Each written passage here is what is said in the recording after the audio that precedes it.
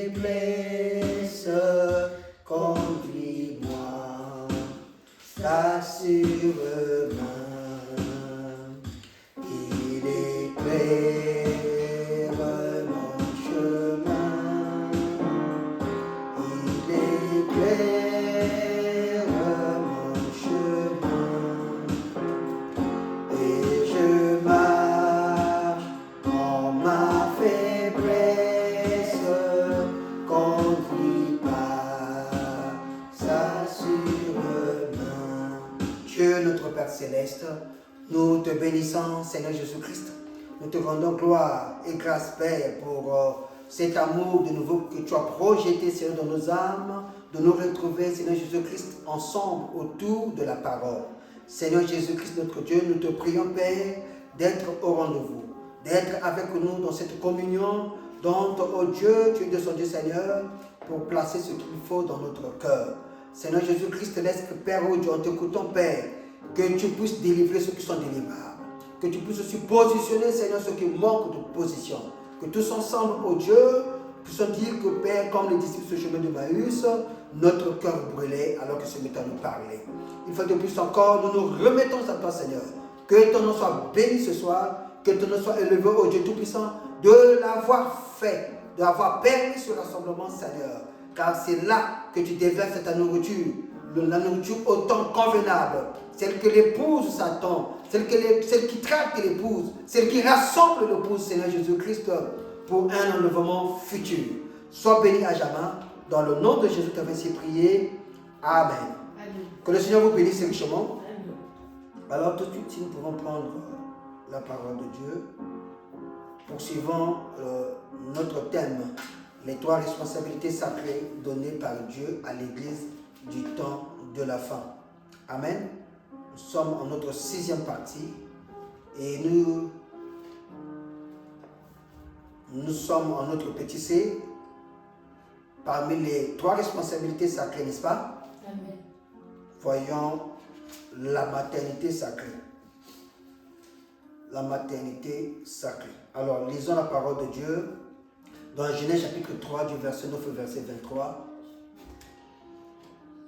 Et je crois que nous ne lirons pas jusqu'au verset 23, nous lirons quelques versets, disons de 9 à 15. Genèse chapitre 3, nous lirons de 9 jusqu'à 15. Et nous prendrons la deuxième lecture de Matthieu, chapitre 14, du verset 13 au verset 21. Matthieu, Genèse chapitre 3, du verset 9 jusqu'au verset 15. Lisons dans le nom du Seigneur Jésus-Christ. Cependant, l'Éternel Dieu appela l'homme et lui dit, « Où es-tu » Il répondit, « J'ai entendu ta voix dans le jardin et j'ai eu peur, parce que j'étais nu. Alors, je me suis caché. » L'Éternel te dit, « Qui t'a révélé que tu étais nu? Est-ce que tu as mangé du fruit de l'arbre dont je t'avais interdit de manger ?» L'homme répondit, « C'est la femme que tu as mise à mes côtés qui m'a donné ce fruit et j'en ai mangé. » L'Éternel Dieu dit à la femme, « Pourquoi as-tu fait cela ?» La femme répondit, « Le serpent m'a trompé et j'en ai mangé. » L'Éternel Dieu dit au serpent, « Puisque tu as fait cela, tu seras maudit parmi tous les bétails et tous les animaux sauvages. Tu marcheras sur ton ventre et tu mangeras de la poussière tous les jours de ta vie. Je mettrai l'hostilité entre toi et la femme, entre ta descendance et sa descendance. Celle-ci t'écrasera la tête et tu lui blesseras le talon. » À cette nouvelle, Jésus... Oui, alors Matthieu chapitre 14, commençons verset 13. À cette nouvelle, Jésus partit de là dans une barque pour se retirer à l'écart dans un endroit désert. L'ayant appris, la foule sortit des villes et le suivit à pied. Quand Jésus sortit de la barque, il vit une grande foule et rempli de compassion pour elle et guérit les malades. Écoutez, le soir venu, les disciples s'approchèrent de lui et dirent, cet endroit est désert et l'heure est déjà avancée. renvoie la foule afin qu'elle aille dans le village pour s'acheter des vivres. Jésus leur répondit, ils n'ont pas besoin de s'en aller. Donnez-leur vous-même à manger. Le verset 17. Mais il lui dit, nous n'avons ici que 5 pains et 2 poissons. Apporte-les-moi ici, leur dit Jésus. Il fit asseoir la foule sur l'herbe, prit les 5 pains et les 2 poissons, leva les yeux vers le ciel et prononça la prière de bénédiction, puis il remplit les pains et les donna aux disciples qui les distribuèrent à la foule. Tous mangèrent et furent rassasiés, et l'on apporta 12 pains pleins de morceaux qui restaient. Ceux qui avaient mangé étaient environ 5000 hommes, sans compter les femmes et les enfants. Que l'Éternel bénisse à tous sa parole. Alors, c'est encore un jour de joie, j'espère, pour moi et pour vous, d'être de nouveau ravis dans la présence de Dieu.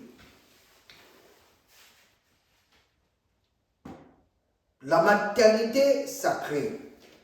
Dieu m'a mis à cœur ce soir que nous puissions revenir sur ce que fait le fondement de l'évangile. Amen. Amen. L'évangile a un fondement. Et si nous ne pouvons pas comprendre ce fondement, il nous sera difficile de comprendre également ce que Dieu attend de nous aujourd'hui dans cet âge. Amen. Où nous vivons. Amen. Parce qu'il y a toute une confusion de chrétiens dans toutes les dénominations et chacun se vaut de dire qu'il est chrétien.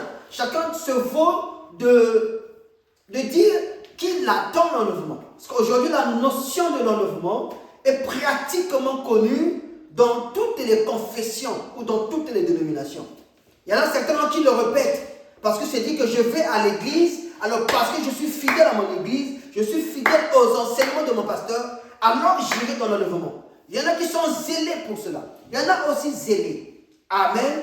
Parce que depuis qu'il a pris le baptême dans son église, depuis qu'il tient la Bible, il lit la Bible matin, midi, soir, depuis qu'il est fidèle aux enseignements de son pasteur, alors certainement il ira dans l'enlèvement. Mais nous sommes sans oublier, savoir que ce qui conduit le chrétien, c'est la Bible. Et la Bible, amen, c'est la lettre de l'époux que Dieu a voulu donner à son épouse. Amen. Amen. Seulement dans cette Bible, sachant qu'elle sera également entre les mains des impies, elle pourra tomber dans la main de Satan, elle pourra tomber dans la main des agents de Satan. Amen. Dieu a scellé cette Bible. Amen. Il a scellé la Bible de l'élément surnaturel. Dites Amen. Amen. Amen. Alors le surnaturel, c'est quoi? Le surnaturel est un mystère. Un mystère dont Dieu, par sa grâce, Amen, lorsqu'il vient te visiter, Amen, il vient avec lui ce surnaturel. Il vient avec lui la révélation. Amen. Et le surnaturel n'est autre que la révélation. Amen. Quand tu le reçois, alors il se révèle proprement à toi. Et voilà pourquoi lorsqu'il se révèle à toi, dans cette révélation, écoutez-moi très bien, dans cette révélation qui est un mystère pour toi, cette révélation gardera quelque chose qui te donnera toujours soif. Aussi longtemps que tu avanceras avec le surnaturel, et bien le surnaturel n'a ni commencement ni fin puisqu'il est Christ, il est Jésus. Amen. Et parce que c'est Christ, alors Christ, il est infaillible. Christ n'a ni commencement ni fin. Ça veut dire que tu avanceras avec elle sans te lasser. Tu avanceras avec elle sans te décourager. Tu avanceras avec elle pourquoi? Parce qu'il t'a scellé jusqu'au jour de ta rédemption. Jusqu'à ce que tu iras dans l'enlèvement. Jusqu'à ce que si l'enlèvement t'arrive, tu iras à ta couche. Dites Amen. Amen. Dieu, dans son amour, va te choisir en te visitant de cœur à cœur, en te parlant, de cœur à cœur. Et te parler, c'est par le surnaturel. Amen. Voilà pourquoi c'est surnaturel. Lorsqu'il descend, il descend par sa grâce. Et il choisit qui il veut. Amen. Et il laisse aussi qui il veut. Nous sommes dans un plan, nous sommes dans un programme où chacun est en train d'avancer tout en sachant que j'ai été visité par le surnaturel et peu importe mes hauts et mes bas, je resterai branché au surnaturel. Amen. Alors, comme je disais, quand il te visite, malgré sa visitation, bien que sa visitation plutôt, il conservera l'élément surnaturel qui te donnera toujours soif. Voilà pourquoi la Bible nous dit restez salés. Le prophète ajoute pour dire que soyez salés et vous donnerez toujours soif. Parce qu'en vous, il y a le surnaturel qui donnera toujours soif. Et vous dites Amen à cela. Amen. En ce temps de la fin, Amen, afin de savoir comment devrons-nous marcher, comment devons-nous marcher avec Dieu. Nous devons voir ce que Dieu a fait dans la Bible. Parce que la Bible, nous avons dit quoi? C'est ce que Jésus, c'est ce que notre époux a voulu bien dire à son épouse. Mais cette Bible, comme je l'ai dit au préalable, elle tombera aussi entre les mains des impies. Alors Dieu a fait quoi? Dieu a scellé cette Bible dans un élément qu'on appelle le surnaturel. Et pour décoder cette Bible, pour être au bon endroit, en train de manger la bonne parole, en train de s'acclimater de la bonne parole, en train de savoir que oui, je suis devenu un véritable chrétien, en ce moment-là, c'est Dieu qui doit te faire grâce. Remarquez que le monde entier va se considérer comme étant tous des chrétiens. Mais en fait, tous ne sont pas chrétiens. Et si l'enlèvement venait, tous n'iront pas aussi dans l'enlèvement. Alors, Dieu va sélectionner. Dieu doit sélectionner les meilleurs d'entre qui sait sur terre. Ils marcheront avec lui, ils ne le rejetteront jamais. Donc sur terre, il sait qu'ils seront là, ils bondiront tout ce que le diable mettra sur leur chemin. Pourquoi? Parce qu'ils ont reçu le véritable Jéhovah. Dites Amen à cela. Amen. Voilà pourquoi. Pour ce qui est de l'église du Dieu vivant, il leur a donné quoi? Les trois responsabilités sacrées dont nous sommes en train de voir qui sont les éléments nécessaires pour ramener l'épouse de Jésus-Christ en Éden. Amen. Les trois responsabilités que Dieu a fixées afin de pouvoir ramener cette épouse dans l'Éden de Dieu, qui aujourd'hui est devenu l'Éden du diable. Lisons-le dans l'union invisible de l'épouse de Jésus-Christ, qu'il a prêché en 1965 le 25 novembre, au paragraphe 92. Remarquez, c'est ce qui lui a été confié, une vertu sacrée, une féminité sacrée et puis une maternité sacrée, faire honneur à son mari. Amen. Faire honneur à son mari, il faut garder ses vertus. Vous direz, mais ces vertus dont nous citons depuis tant, nous ne les voyons pas dans la Bible. Et pourquoi prendre ça d'un homme et alors puiser de tout ce que cet homme a dit pour en faire quoi? Pour en donner plus de détails. Eh bien, c'est ce que nous sommes en train de voir aujourd'hui. Pourquoi prenons-nous ce que cet homme a dit et l'appliquer dans cet évangile afin que notre foi puisse grandir davantage, alors qu'on pouvait aller directement dans la Bible. Alors, tout de suite, nous allons commencer à répondre à cela. Amen. Nous avons dit que la Bible, c'est la forêt des prophètes. Dites Amen à ça. Amen. La Bible, ce n'est pas la forêt des pasteurs. N'est-ce pas? La Bible, c'est la forêt des prophètes. Si un pasteur, quelle que soit l'éminence qu'il peut avoir, pointe devant vous et vous dit, Dieu m'a inspiré, sachez-le que c'est un antichrist. Je répète, si un pasteur, je me tiens sur les Écritures, sur la Bible, sur la parole.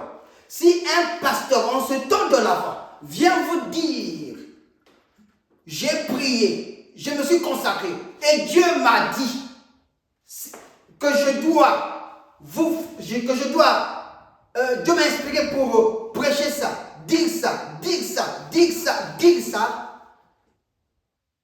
il a reçu ça du diable. Dites Amen. Parce que Dieu n'a qu'une seule manière qu'il doit parler à son peuple, c'est de passer toujours par les prophètes. Vous dites à cela? Amen. Oui. Le fondement fondamental que nous avions reçu aujourd'hui, Amen, devrions prêcher les promesses. Les promesses qui concernent également ce temps. Donc si tu n'es pas dans les promesses qui concernent le temps, tu es déjà de côté. Tu es déjà en dehors de la volonté parfaite de Dieu. La volonté parfaite de Dieu n'est pas dans tes inspirations à toi. Parce que Dieu ne peut pas t'inspirer en dehors de ses prophètes. Dites Amen. Et c'est le modèle de Dieu.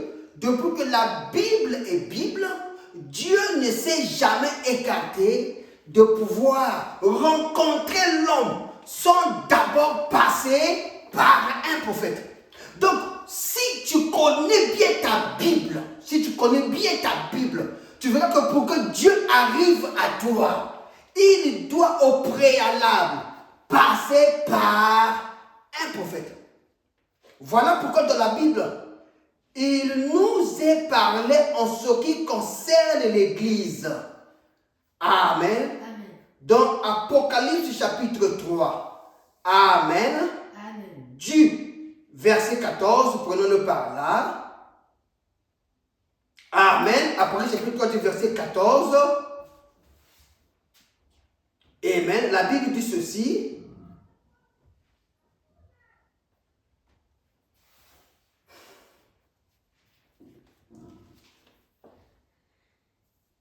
Essaie de remonter au verset 13, s'il te plaît.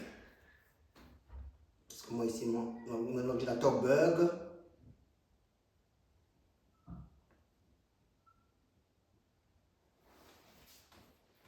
Amen.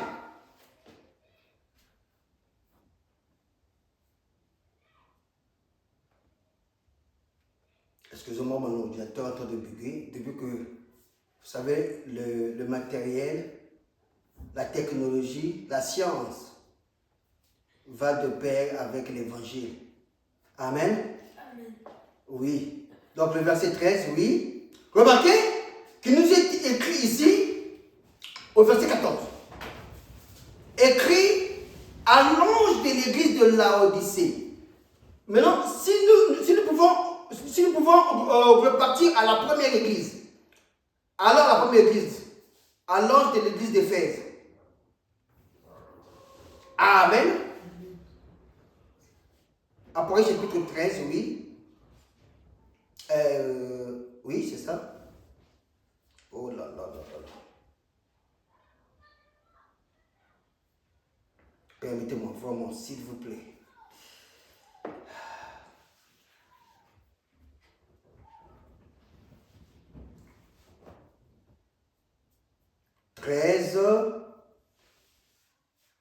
Du verset, je vais vous le donner, parce que vraiment mon ordinateur est en train de bugger. Oh là là. Alors au verset 1, oui. 14 verset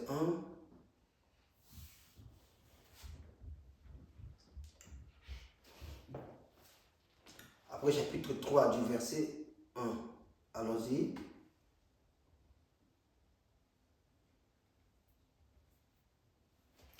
Après chapitre 2, commençons le verset 1. Écrit à l'ange de l'église d'Éphèse. Remarquez, la Bible commence à nous parler de l'église. L'église, c'est le type de la femme. Amen. Et la femme, c'est celle-là qui finit par devenir épouse. Remarquez, lorsque un enfant est né, si c'est un enfant fille, elle doit passer par de différentes étapes. Étant enfant, elle devient quoi? Bébé, enfant, adolescent. De l'adolescence, alors il devient quoi? Du mineur devient majeur. Elle atteint l'âge de la maturité après ses 18 ans. Après ses 18 ans, elle a la morphologie complète de pouvoir devenir la femme de quelqu'un. Donc, elle s'appelle femme. Amen. Amen. Parce qu'elle a été tirée de l'homme. C'est Isha. N'est-ce pas? Amen. L'homme qui est Ish. En hébreu, Isha, c'est la femme parce qu'elle était tirée de l'homme. Et cette femme qui a été tirée de l'homme, qui est Isha, s'appelle femme. Remarquez? Mais elle doit devenir une épouse. Donc, pour devenir une épouse, elle doit d'abord être mariée. Amen. Maintenant, Dieu, parce qu'elle avait péché avec le serpent, Dieu va la chasser dans le jardin d'Éden. Voilà pourquoi il lui dit, pour que tu reviennes dans le jardin d'Éden, il te faut observer ses responsabilités sacrées. Remarquez que ces responsabilités sacrées étaient cachées au dos du livre, étaient cachées au dos de la Bible. Voilà pourquoi on ne peut repartir en Éden. Voilà pourquoi on ne peut repartir de là où Dieu avait voulu que l'homme et la femme puissent vivre éternellement sur terre. Celui qui entre en contact avec ce qui est écrit au dos du livre. Et c'est ce que nous sommes en train de vouloir voir. Pour que tu puisses entrer en contact avec ce qui est écrit au dos du livre, tu dois d'abord comprendre ce que Dieu a fait dans Genèse. Tu dois d'abord comprendre ce que Dieu a fait avec son peuple Israël, à qui il s'est tourné le dos il les a aveuglés, selon qui est dit dans Apocalypse chapitre 11. N'est-ce pas? Après que ces deux témoins puissent proclamer le message et qu'ils soient saisis et tués. Amen. Amen. Amen. Amen. Et c'est de là qu'une fois que le départ de l'épouse arrive, Amen, Amen. Dieu se tournera de nouveau à eux sous Apocalypse chapitre 11, à travers les deux témoins qui se révéleront au peuple d'Israël, le peuple qu'il avait quoi? Qu'il avait lui-même aveuglé, selon Hébreux 11. N'est-ce pas? Alors, la Bible nous parle de ces 7 églises. À partir de Apocalypse chapitre 2, du verset 1, nous parle déjà de la première église qui est l'église d'Éphèse. Or, la première église, Amen, cette église est introduite par qui? Par un homme qui était d'origine juive, mais dont Dieu commençait à fixer son regard aux païens, à fixer son regard à ceux qui n'avaient jamais entendu parler de Jésus. Bien aimé, je voudrais dire une chose. Si aujourd'hui tu restes cramponné avec les dieux de tes ancêtres, ce n'est pas ta faute. Et l'on ne peut pas aussi te le reprocher. Parce que aujourd'hui, pour ce qui est de l'église et des dieux, si tu viens en aventure, Amen, tu finiras par jeter la Bible et repartir au Dieu de tes ancêtres. Dieu n'a pas besoin de ramasser. Dites Amen. Amen. Dieu a besoin de pouvoir poursuivre, Amen, ceux qui étaient élus dès avant la fondation du monde, mais qui sont venus sur la terre, qui ont contourné leur théophanie, Amen, qui ont oublié ce qu'ils avaient été depuis la création, Amen, parce qu'ils sont venus sur terre, ils ont oublié, naissant du péché d'Adam, ils ont oublié ce qu'ils avaient été, ce que dit la Bible. Mais au temps favorable, Dieu doit venir les chercher. Pourquoi? Parce qu'ils viennent de Dieu, ils doivent repartir de Dieu. Dieu nous avait donné cette terre pour y vivre éternellement. Vous dites Amen à ça? Amen. Maintenant, pour cela, parce que venant sur la terre, nous sommes faufilés dans des familles qui sont scellées dans des traditions, dans des tribus, dans la sorcellerie, dans toutes ces alliances. Mais Dieu sait, aucune alliance ne peut te lier aussi longtemps que tu l'appartiens. Aucune alliance n'est plus forte, aucune alliance n'est plus puissante, Amen, que le surnaturel. Amen.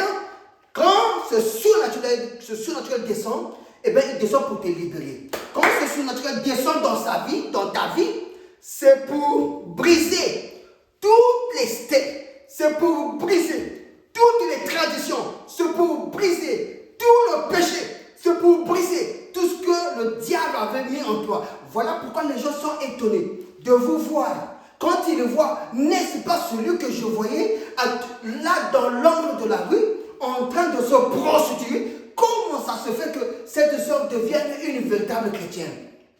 C'est parce que le diable s'était saisi de lui. Mais Dieu ne pouvait pas l'abandonner parce qu'il est dans l'économie de Dieu. Dites Amen. Parce que, alléluia, dans sa création, Amen, Dieu l'avait vu déjà accepter le message, prendre position pour le message et devenir meilleur dans le message. Et Dieu pouvait compter sur lui, sachant que lui qui connaît toutes choses, Amen, par rapport à cette prédestination, quelle position prendrez-vous une fois sur la terre? Dites Amen à ça? Amen. Oui, nous sommes venus dans des familles, nous sommes entrés dans des familles, deux fois, parfois vous êtes 1000, parfois vous êtes 50, parfois vous êtes 25, mais dans les 25 là, la seule personne que Dieu a visitée pour sceller du surnaturel, c'est toi. Amen. Maintenant, toi à qui il scelle, tu dois savoir, pour que tu puisses marcher avec Dieu, Dieu a scellé ces choses au dos de la Bible. Amen. Nous lisons tous la Bible, Amen. Amen. Mais ce qui est réellement réel est écrit au dos du livre. Ça veut dire que c'est la révélation que Dieu a cachée pour toi, mais que tu dois être en contact. Non pas à travers Dieu directement, mais tu dois être en contact avec ton messager. Parce que Dieu, dans l'église, dans son église, n'a pas parlé directement au pasteur, dites Amen. Il n'a pas parlé directement au prophète, dites Amen. En aucun cas, l'église reçoit la parole, reçoit l'inspiration directement venant de Dieu. C'est faux. C'est diaboliquement diabolique. Parce que nulle part dans la parole cela a été. Voilà pourquoi, pour savoir que tu es sur le bon chemin, Amen, tu dois appartenir à une église. Et cette église, Amen, doit être derrière un guide, derrière un messager. Le messager, c'est son guide. Et vous remarquez, quand aujourd'hui, vous allez explorer une forêt, Amen. La première chose que vous ferez dans cette ville-là, c'est qu'on va vous confier un guide.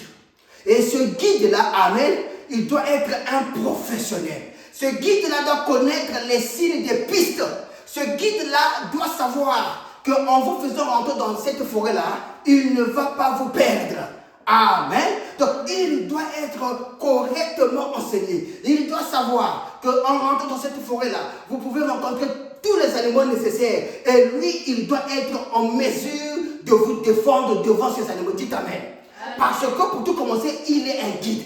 Et le caractère de guide, ce n'est pas un pasteur, dites Amen. Amen. Le caractère de guide, c'est un prophète. Amen. Un prophète que Dieu a formé. Amen. Un prophète que Dieu vous a confié. Et il le confie dans une église nécessaire. Amen. Il n'y en a que 7, dites Amen. Amen.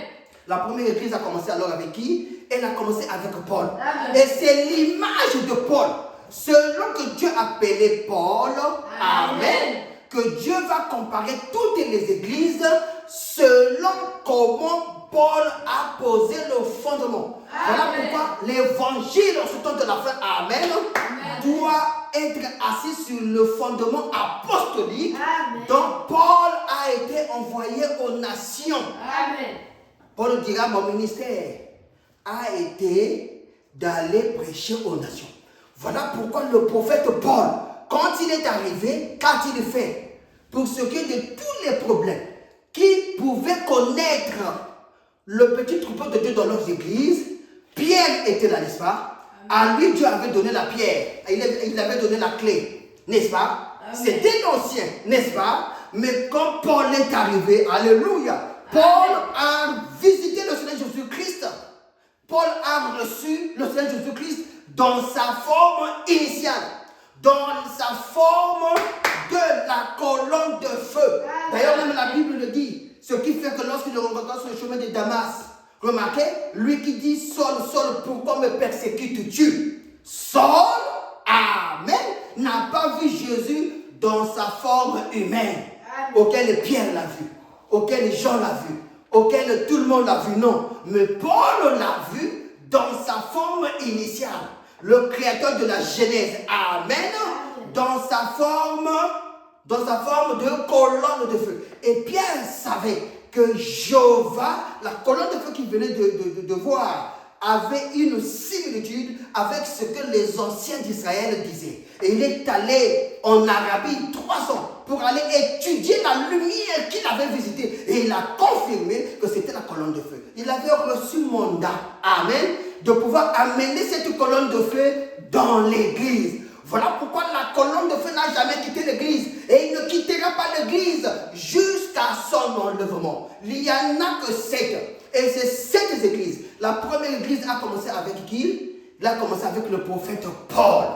Dites Amen. Amen. Oui. Remarquez, pourquoi savons-nous que c'est Paul qui en est le premier prophète? Et c'est ce que nous allons voir, c'est ce que nous allons lire. Amen. Oui, nous devons lire la Bible. Oui, nous devons lire la Bible. Mais remarquez, les lettres de Paul, amen, c'était des choses qu'il tirait depuis l'Éden, dans le livre de la Genèse. Amen. Amen. Par exemple, quand Paul descend dans Timothée, il dit attention, dis-leur que je ne veux pas que la femme puisse prendre de l'autorité, amen, sur l'homme. Mais Paul n'a tiré ça que de la Bible, de la parole de Dieu. Pourquoi? Parce que dans le livre de la Genèse, comme nous venons de lire ici, Dieu avait interdit à la femme, alléluia, de prendre autorité sur lui. Il a dit que tes besoins se tourneront vers qui? Vers ton mari. Et lui, il fera quoi? Lui, il dominera sur toi. Remarquez que celui qui domine, il est debout.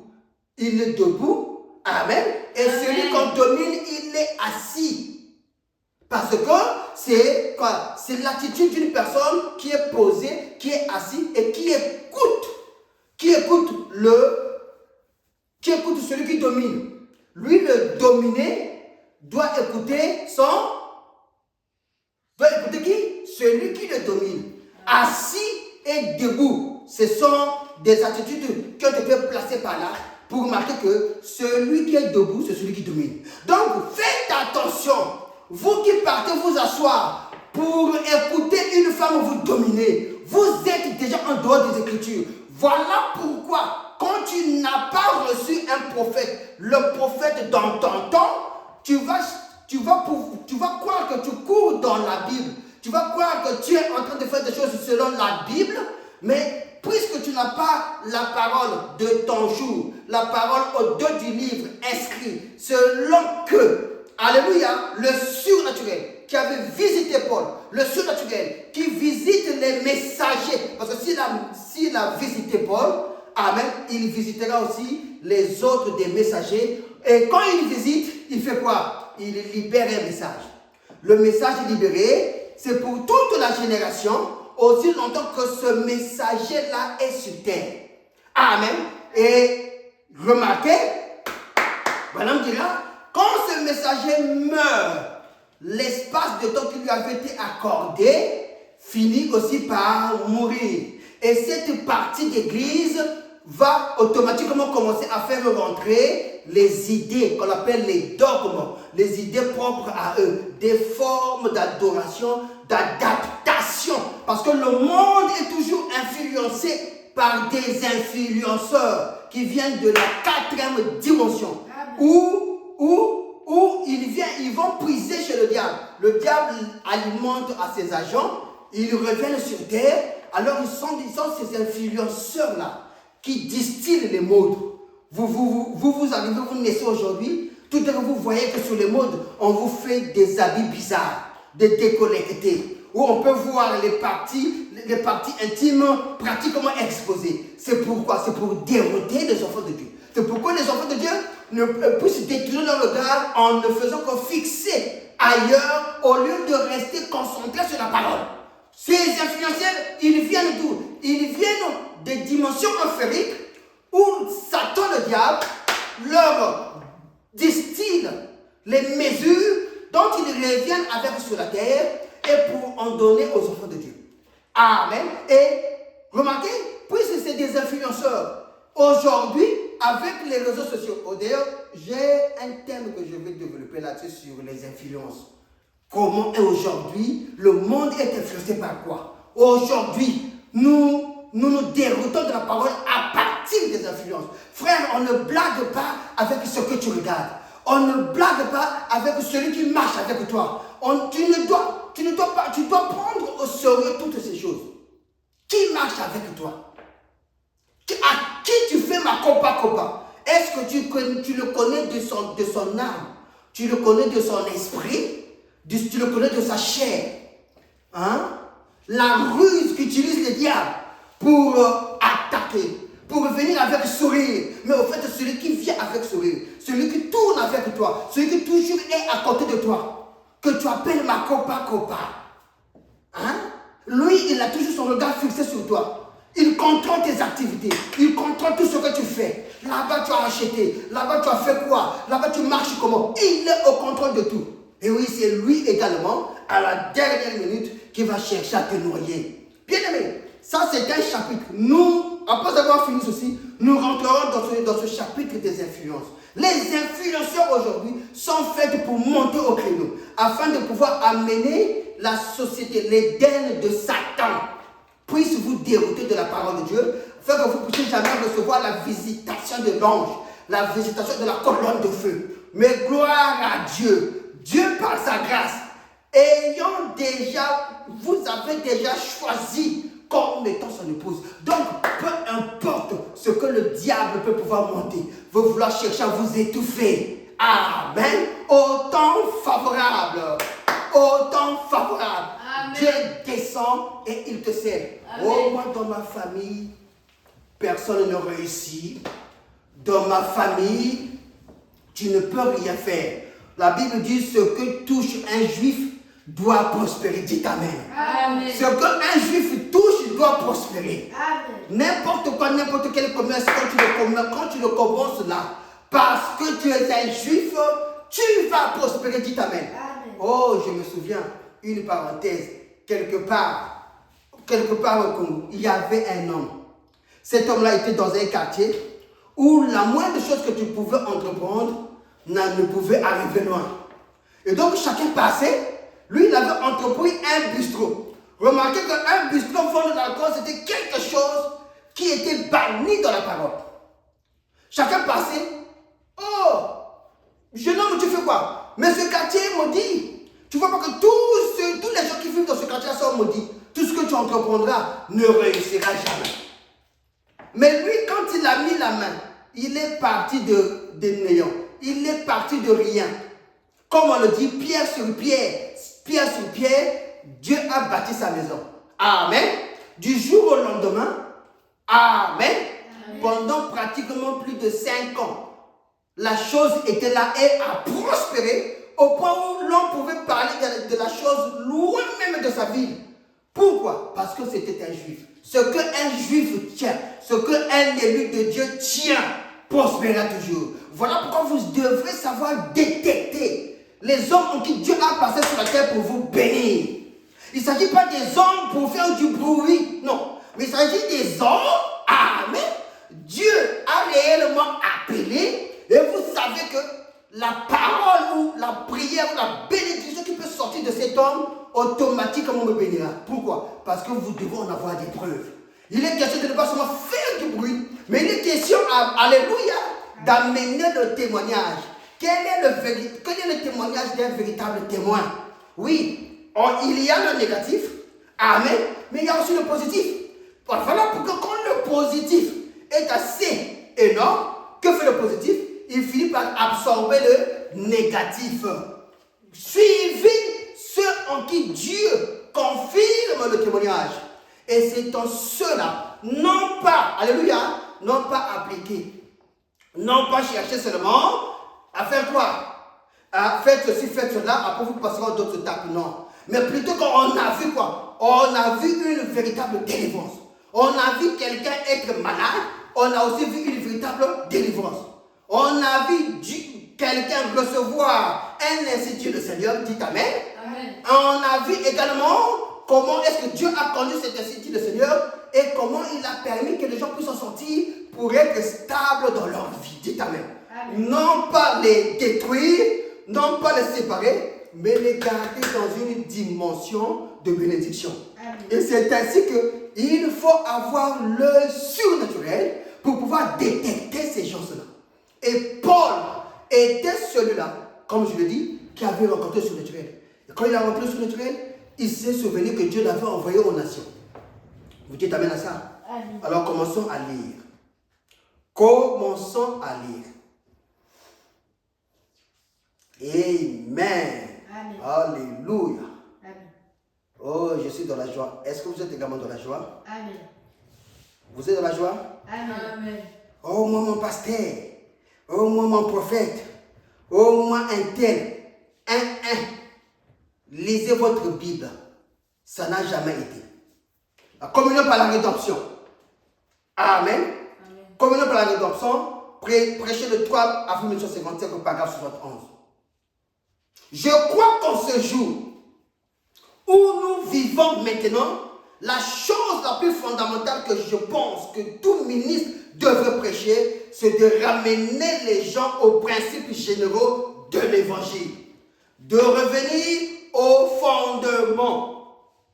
J'ai dit que je veux beaucoup lire. N'est-ce pas? Car si vous n'êtes pas érigé sur le bon fondement, c'est simplement, ça ne sert à rien. À quoi sert-il de bâtir sur un fondement qui a déjà été condamné? À quoi sert-il, comme je le disais, d'essayer? À quoi sert-il d'essayer de tapisser et de peindre un vieux bâtiment que le gouvernement a condamné? Amen. Et c'est ce que beaucoup de gens essaient de faire aujourd'hui en faisant des réformes. Alléluia. En essayant de faire des réformes, nous commencerons une église et nous tournerons une page. Branham condamne ça. Et nous essayons d'agir un peu différemment de ce que nous faisons auparavant. Auparavant, on a failli. Amen. Le gouvernement avait mis de côté. Et on dit, bon, revenons, rassemblons-nous et faisons autrement. Amen.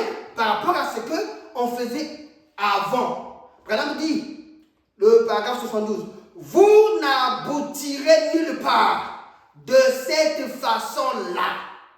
C'est même de la folie que d'essayer. Alléluia. Branham dit, c'est de la folie.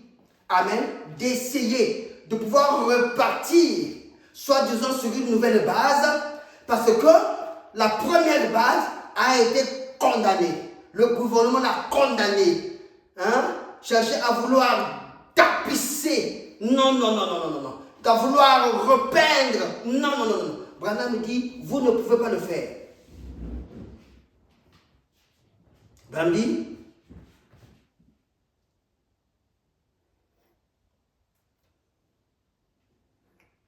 Amen. Il dit, voyez-vous,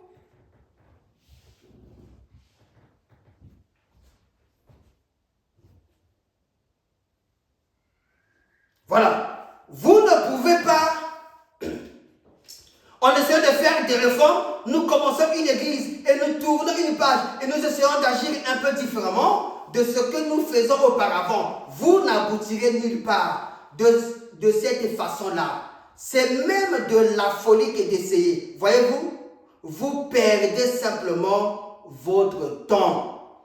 Madame dit, vous perdez simplement votre temps. Voilà pourquoi, Amen, Dieu, à travers ses messagers, devrait nous envoyer des messagers qui devraient nous structurer, nous montrer comment devrons-nous partir, que ce soit dans nos églises, partir avec les serviteurs de Dieu, donc avec les hommes de Dieu, former un groupe pour écouter l'évangile de Jésus-Christ, les mystères au temps présent, Amen. Le surnaturel déversant sa parole, qu'il a inscrit au dos du livre, qui va révéler, mais qui était scellé. scellé dans cette Bible, mais qu'il va révéler à travers son messager. Mais qui va le recevoir? Ne va le recevoir que celui qui était élu. Amen. Celui qui était élu. Amen. Ce n'est pas de pouvoir rester sur la vieille compréhension. Ce n'est pas de pouvoir rester sur la vieille église. L'église du passé. Amen. Non. Quand Paul est arrivé dans l'âge d'Éphèse, le message de Paul, amen, a concerné ceux de cet âge-là. Amen. Amen. Il était le modèle de toutes les églises qui devaient venir s'ajouter après. Quelles sont ces églises-là? À part l'église d'Éphèse, il y en a eu l'église de Smyrne, il y en a eu de Pergame, il y en a eu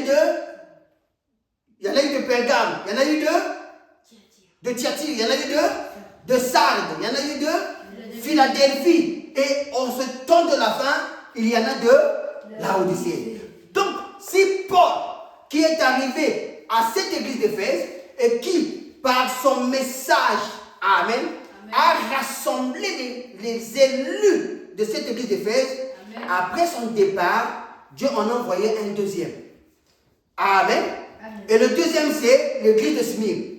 N'est-ce pas? Et le troisième, et le quatrième, et le cinquième, et le sixième, et la dernière église du temps de la fin auquel nous sommes arrivés. Donc, alléluia, nous avons dit quoi?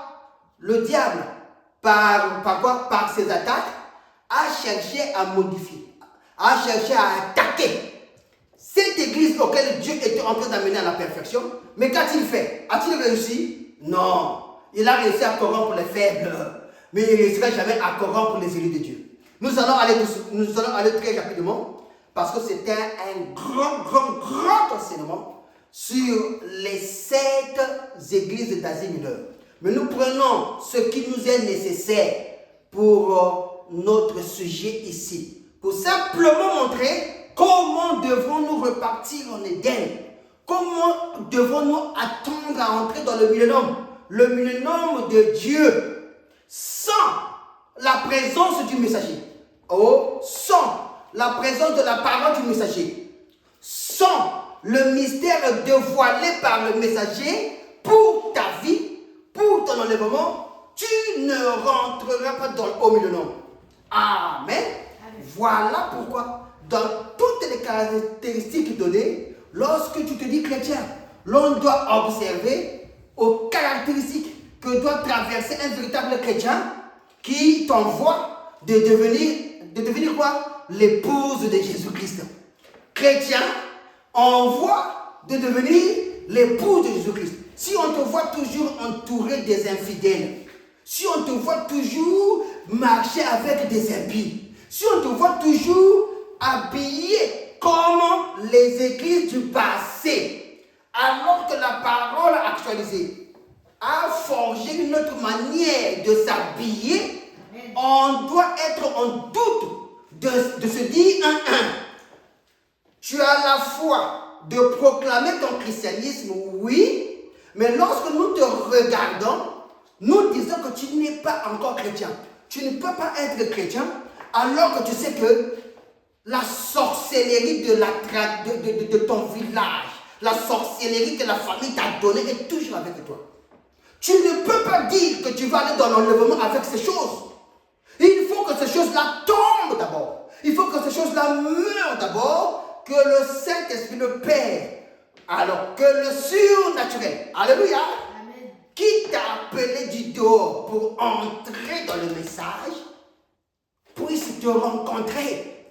C'est quand il t'a rencontré comme l'a rencontré Paul, que ces choses-là tombent. Que le doute tombe, dites Amen. Amen. Que les traditions tombent, dites Amen. Amen. Oh, pourquoi seulement votre Dieu? Pourquoi seulement le surnaturel chez vous? Le surnaturel a traversé toutes les églises.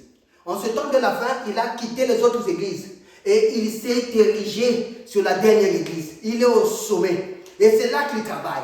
Donc toi qui es encore à cette église passée, où on baptisait au nom du Père, Fils, Saint-Esprit, ne viens pas déjà me parler de l'enlèvement. Dieu a érigé la dernière église avec les promesses qui vont avec. Selon selon sa révélation et selon son évangile. Allons-y. Le bon fondement, c'est celui des apôtres, transmis par les saints, une bonne fois pour toutes. Je le répète, le bon fondement, attention, surveillez-le, transmis par les saints, le bon fondement, c'est celui des apôtres, transmis par les saints, une bonne fois pour toutes. Et Paul, qui avait été envoyé aux nations, a écrit des lettres aux églises des Romains, Corinthiens, Galates, Éphésiens, Philippiens, Thessaloniciens et aux Hébreux. Jusqu'à aujourd'hui, ces lettres-là sont lues dans la Bible.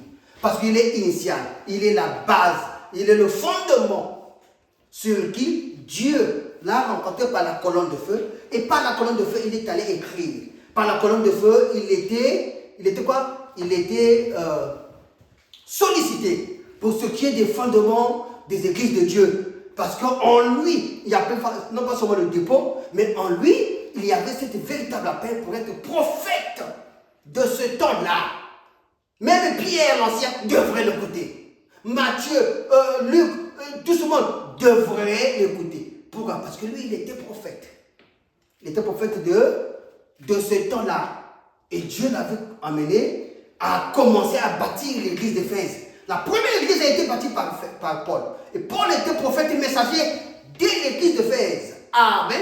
Amen. Mais remarquez, parce que les nations ont saisi la parole, les quelques païens que Dieu commençait à appeler, ils sont entrés dans l'arche, ils sont entrés dans cet amour de la parole de Dieu, dans cette bienfaisance de la parole de Dieu. Dieu en a suscité par toujours ce groupe de païens, il en a suscité un deuxième et ainsi de suite. Voilà pourquoi tous les païens aujourd'hui sont au courant que l'église de Dieu est le corps de Christ, amen, que Dieu a formé à travers ces sept églises, qu'il a sorti du monde, qu'il a sorti des dénominations, qu'il a sorti des traditions. Tu es dans la tradition, tu es dans la tradition, tu ne veux pas te libérer de la tradition. Et tu viens embrouiller les gens, oh moi je suis chrétien, voilà les minutes, on te met de côté. On te dira, va t'asseoir, laisse tomber. Ok? Ok? Parce que l'épouse aujourd'hui, amen, doit manger la parole du nouveau Paul. Le Paul moderne, c'est le messager de la dernière église. Et ce messager-là fera des choses comme Paul. N'est-ce pas? Oh! Écoutez, comme Paul écrit le livre à Philémon, j'en ai pris juste un modèle. Écoutez ce que Paul dit pour ce qui est de ce livre de Philémon. Au verset 1, Paul, le prisonnier de Jésus-Christ. Remarquez, Paul se reconnaissait comme étant prisonnier de Jésus. Il était prisonnier du monde. Il est sorti du monde. Il est devenu prisonnier de Jésus. Tu veux avancer avec Dieu. Alléluia. Tu veux appliquer ces trois responsabilités qui vont te ramener en Éden. Tu dois commencer à savoir que si Dieu te sort de la prison des traditions, de la prison de la sorcellerie, de la prison des alliances non brisées, amen, tu ne rentreras jamais pour que tu sois prisonnier de Jésus-Christ. Remarquez que nous sortons de la prison du diable pour entrer dans la prison de Dieu. Il y a des choses certainement que tu ne voudras jamais vivre, jamais appliquer. Mais on t'a dit, sœur, tu ne dois jamais mettre les rouges à lèvres. Pourquoi? Parce que dans la prison de Dieu, on n'accepte pas les ajouts. Dites amen. On n'accepte pas le bling bling. On n'accepte pas ça. Dieu dit que soyez naturel. Parce que l'époux de Jésus-Christ, il est sans tache ni ride.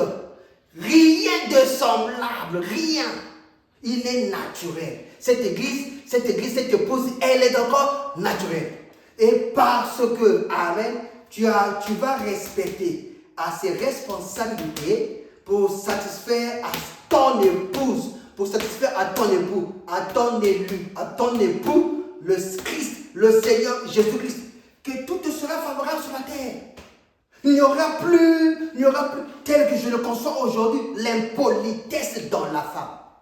L'âge de la Odyssée, la dernière église où nous sommes. Regardez comment les femmes sont impolies. Excusez-moi, ce n'est pas pour être misogyne ou quoi, non. Mais je voudrais décrire ce que je vois aujourd'hui au temps de la femme.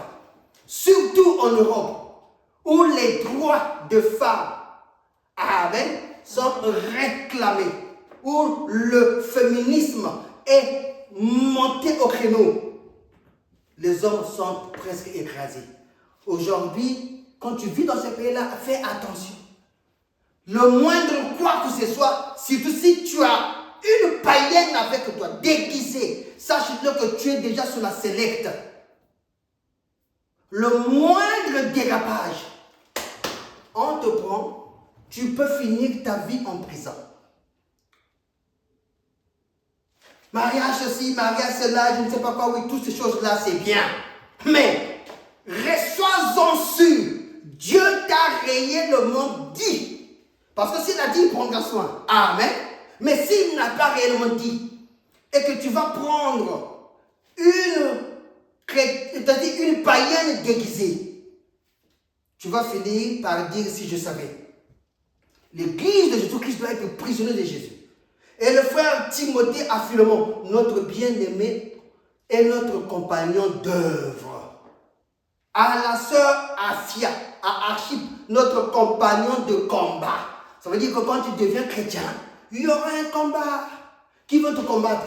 Mais c'est ton premier mari, ceux-là qui étaient avec toi, ceux-là qui tiraient de toi. Tu étais une source de vie, parce que ton étoile est une source de vie. Tu brillais. Pendant que tu brillais, eux, ils suscitent de toi pour pouvoir prospérer. Maintenant, quand Dieu ferme cette source-là, il ne va pas vouloir. Ils vont alors être à ta quête, à ta suite. Pourquoi? Parce que tu leur quittes. Tu as été leur premier mari qui leur servait de vivre. Maintenant que la source est coupée, mais ils vont mourir de faim. Voilà pourquoi ils doivent faire de telle sorte que, alors, où tu arrêtes, où tu disparais, ou alors, ils doivent continuer à se servir de toi. Amen. Notre compagnon de combat. Mais le combat commence par là, lorsque Dieu te visite. Le véritable combat de Paul a commencé lorsqu'il a rencontré la colonne de feu. Et qu'il a commencé à prêcher le Jésus qu'il combattait. Oh, quel paradoxe! Comment l'homme qui persécutait commence à parler encore en bien de ceux qu'il persécutait. Oui, c'est la manière de faire de Dieu. Et l'église qui est dans la maison. Remarquez, notre compagnon de combat est à l'église qui est dans la maison. Dieu reconnaît l'église qui est dans la maison. L'église, ce n'est pas seulement ériger des grands bâtiments avec des grandes foules. Ça, par le temps, Dieu le permet. Mais Dieu veut, alléluia, que quand ça brûle, alléluia, que tu rassembles papa, maman, rassemble les enfants de la maison. Et reste dans la maison. Et commence à leur enseigner les responsabilités sacrées que Dieu a érigées à l'église du temps de la fin. Ces responsabilités, nous les avions connues, écrites au dos du livre, par le messager prophète du temps de la fin. Amen. Lui, amen, à qui Dieu a donné la responsabilité, non pas seulement d'emmagasiner comme Joseph, dans le grenier, mais également d'en distribuer à qui? À l'épouse de Jésus-Christ, lui seul.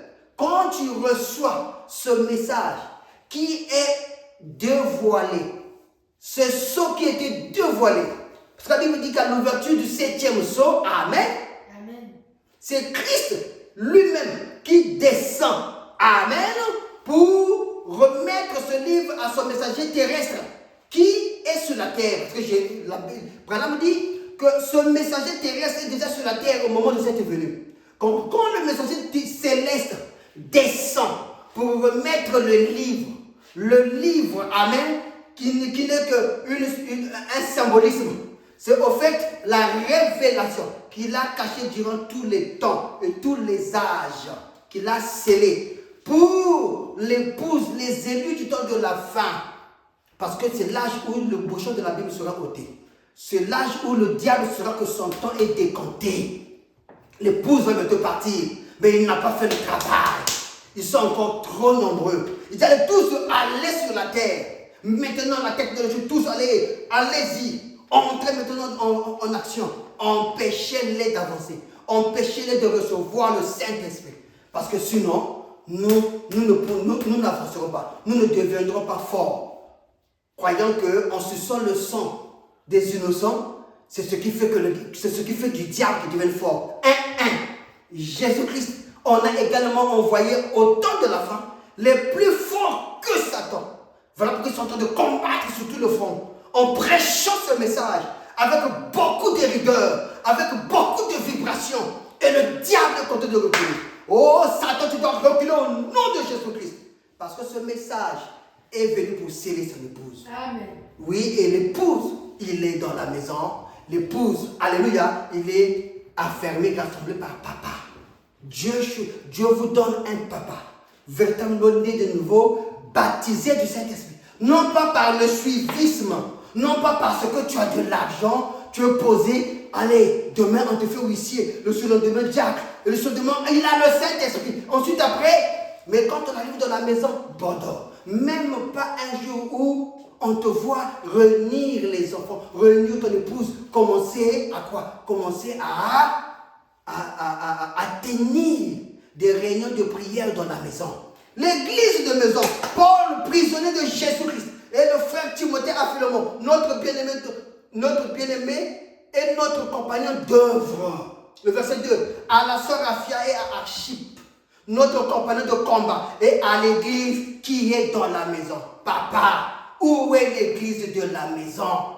Bien-aimé. Oui, nous entendons comment ça parle à gauche, ça parle à droite. Où est l'église dans la maison? Comment le Saint-Esprit tu as reçu? Alléluia. Comment les responsabilités que tu as reçues, les transmets-tu aux enfants? Papa, oui, je mets les bandes. Oui. Les bandes, amen, doivent être dans ton cœur aussi. Et ton cœur doit savoir les sélectionner pour certainement revenir sur ce que les bandes ont véritablement dit. Parce que tout ça est un message concis.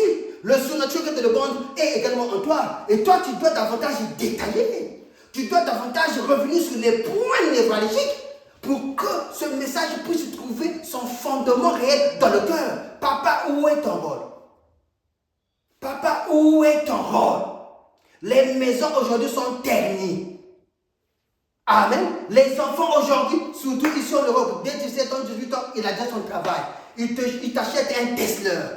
Et le Tesla là, c'est maintenant pourquoi? C'est pour maintenant dérouter les filles de Dieu. Et attention, ils vont cibler les vierges. Donc lorsqu'ils entendent que, ah mais quoi que ce se passe, non, là-bas il y a un rassemblement. C'est pas à l'église. À l'église, ils viennent plus. Parce que eux, ils ont l'argent, ils ont tout. Bon, on est encore jeune, j'ai un Tesla, j'ai une, comment on appelle ça? J'ai une Golf, je ne sais pas quoi, j'ai une 5008. Je suis encore jeune. Et ils commencent à courir derrière vos enfants vierges. Toi, pendant que tu dors, l'enfant était sorti. Il est allé où? Il est allé à une fête. Pourquoi? Parce qu'il y a un jeune là-bas qui a sa Golf. Il y a un jeune là-bas qui a une belle voiture. Il y a un jeune là-bas qui peut lui donner 50 euros, 100 euros, que toi, papa et maman, tu ne lui donnes pas. Parce que l'enfant n'a pas eu un bon fondement. Toi, papa, à la maison, tu n'as pas fait le travail. Tout ce que tu sais, ne sors pas. Ne sors pas. Reste là. Le message ne dit pas. Le message dit non. L'enfant doit être enseigné à la maison. Les enfants doivent avoir un bon fondement pour comprendre et savoir comment repartir à cet Éden. Une fois grandi, qu'ils ne s'en détournent point. Les trois responsabilités sacrées, ils sont sacrés pour l'épouse. Et les élus du temps de la fin, amen, doivent s'acclimater. Qui doit poser le fondement? Vous attendez seulement l'heure d'aller à l'église. L'heure d'aller à l'église, parce que c'est à l'église qu'on reçoit tout. Le véritable travail se fait toujours à la maison. Remarquez que l'examen que tu vas aller affronter à l'église, alléluia, tu dois l'affronter, tu dois te préparer à la maison. Même le prophète messager du temps de la fin, Dieu lui a donné deux promesses et nous terminons par là. La première promesse, c'est quoi? C'est celle de Malachie 4. Tu rassembleras, amen, tu rassembleras quoi? Les enfants d'aujourd'hui à la foi apostolique. Donc il y a d'abord un rassemblement. Tu rassembles à la maison. Tu ériges quoi? Un culte de maison. Remarquez que le diable va vous combattre. Le diable va mettre en toi les fatigues, toutes ces choses-là. Le diable va même faire penser dans ton cœur que tu ne peux pas arriver. Il faut dire au diable, tu es un menteur. Amen. Parce que le modèle de Paul, nous suivons. Voilà pourquoi Branham a dit, lorsque, dans cette vision qu'il avait eue, dans le livre de l'adoption, n'est-ce pas? Amen. Dieu lui a fait voir, il avait le souci de savoir qu'adviendrait-il après sa mort.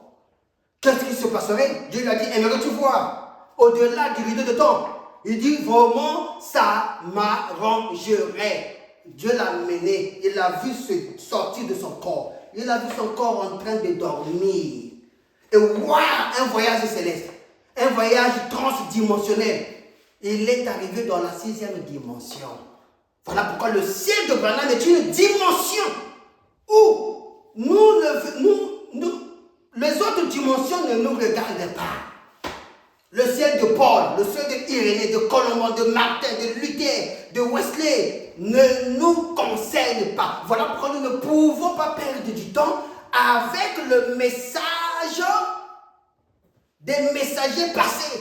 Certes, aujourd'hui, ce sont des escaliers qui nous permettent d'atteindre, alléluia, d'atteindre quoi? La sommité, d'atteindre la dimension céleste du ciel de Branham.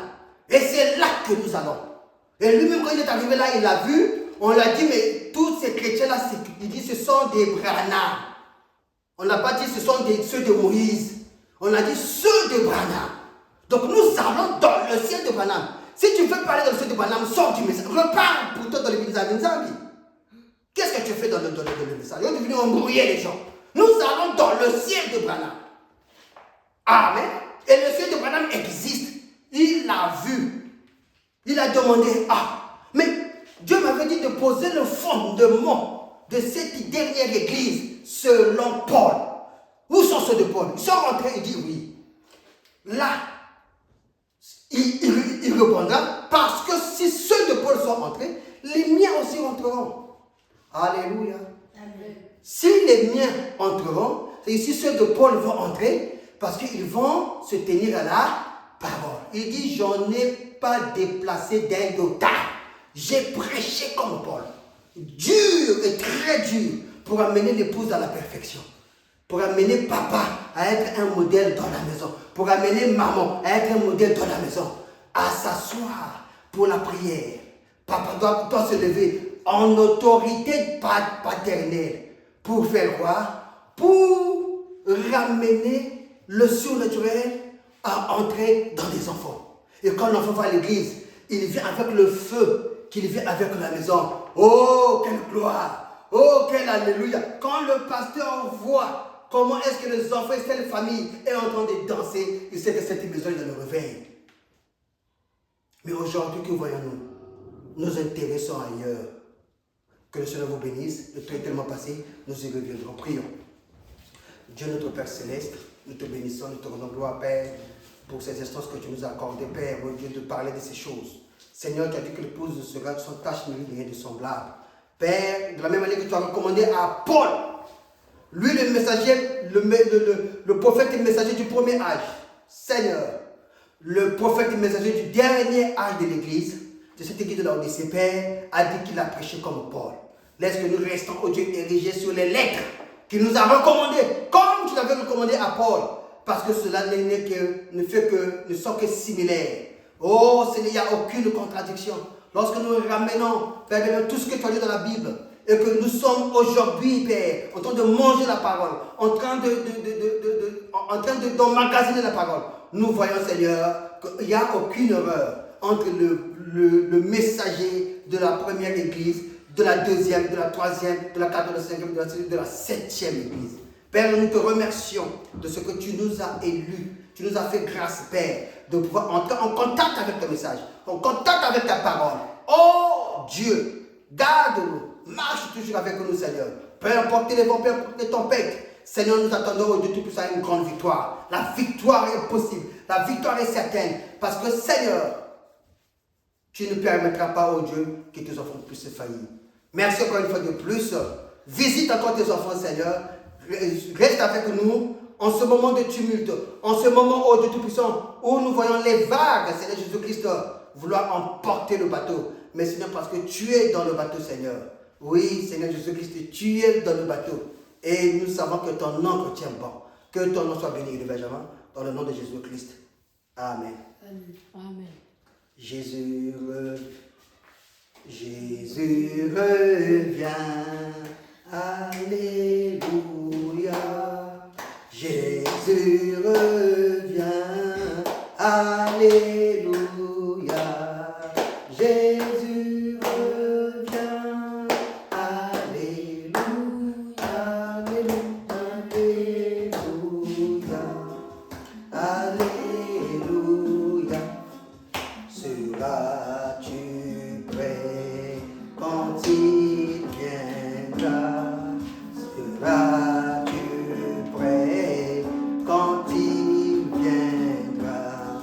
Si tu es prêt, il te prendra. Alléluia. Alléluia. Oh, Maranatha. Oh, Maranatha. Alléluia. Maranatha. Alléluia. Alléluia. Alléluia. Seras-tu prêt? Oh, seras-tu prêt? Oh, si tu es prêt, il te prendra.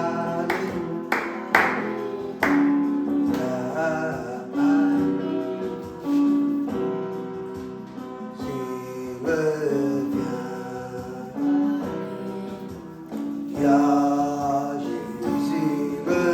Tu as coupé? Tu coupes? On a fini. À dimanche pour poursuivre ces choses. Shalom. Les